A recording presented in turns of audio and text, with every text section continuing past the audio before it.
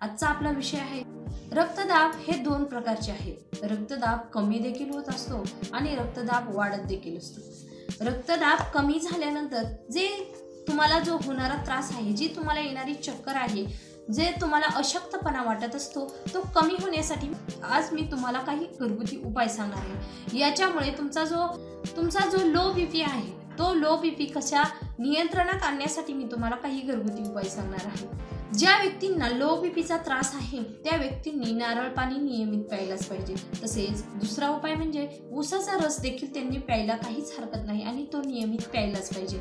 आपला तिसरा जो उपाय आहे तो म्हणजे काळी खजूर। 5 ते 10 काळी खजूर त्यांनी शुद्ध गाईच्या तुपामध्ये त्या परतून घ्यायच्या आहेत आणि परतून घेतल्यानंतर त्याचं सेवन करायचं आहे। सेवन केल्यानंतर त्यांनी 1 ग्लास नंतर कोमट दूध प्यायचं आहे। याच्यामुळे जो तुम्हाला लो बीपी झाल्यानंतर होणारा त्रास आहे किंवा जो लो बीपी होऊन गेल्यानंतर जे तुम्हाला अशक्तता वाटत आहे, ती अशक्तता कमी करण्यासाठी तुमच्या आहारामध्ये तुम्ही या गोष्टींचा समावेश करायलाच पाहिजे। याच्यामुळे तुम्हाला नक्कीच आराम मिळणार आहे। तसेच व्यक्तींना लो बीपीचा त्रास आहे, जे लो बीपीचा पेशंट आहे, त्यांनी दुपारच्या जेवणानंतर 1 ग्लास ताक घ्यायचा आहे आणि त्याच्यामध्ये फक्त आणि फक्त 1 चिमूटभर हिंग ऍड करायचं आहे।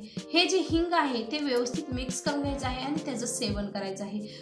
तुम्ही हा उपाय नियमित जर चालू ठेवले तर तुम्हाला लो बीपीचा त्रास कसल्याही प्रकारचा होणार नाही।